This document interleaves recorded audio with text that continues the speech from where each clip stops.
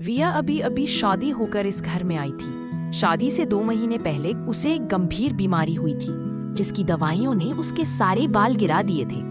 दर्पण के सामने खड़ी होकर वह रोज अपने सिर पर दुपट्टा कसकर बांधती, ताकि कोई उसकी हालत पर ध्यान न दे। घर में सब उसे प्यार से रखते थे, पर फिर भी रिया के दिल में एक डर था, अगर सासू माँ को मेरे गंजे सिर के बारे में पता चला तो।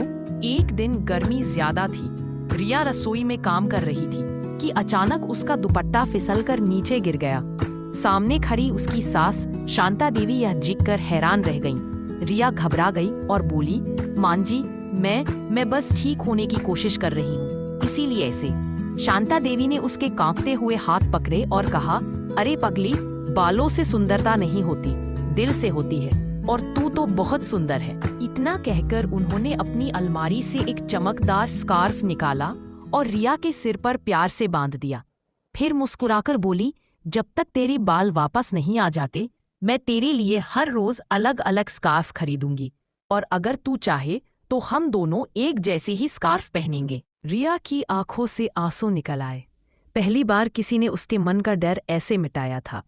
अगली ही दिन से मोहल्ले में सभी ने देखा, सास और बहू एक जैसी रंगीन स्कार्फ बांधे बाजार जाती, हंसती, बातें करती। लोगों ने पूछा, शांता जी, आप भी स्कार्फ क्यों पहन रही हैं? उन्होंने हंसकर कहा, क्योंकि मेरी बहू अकेली नहीं है, हम दोनों एक टीम है। धीरे धीरे रिया के बाल वापस आने लगे, लेकिन वो स्कार्फ पहनना नहीं छोड़ना चाहती थी। सास ने पूछा, अब तो बाल आ गए, स्कार्फ क्यों? रिया मुस्कुराई, मां जी, ये स्कार्फ मेरे लिए नहीं, हमारे रिश्ते की पहचान बन गया है। दोनों ने एक दूसरे को गले लगाया। उनके बीच सिर्फ प्यार था, सहारा था, और एक खूबसूरत रिश्ता जो किसी बाल या रूप से नहीं, बल्कि दिल की सच्चाई से बना था।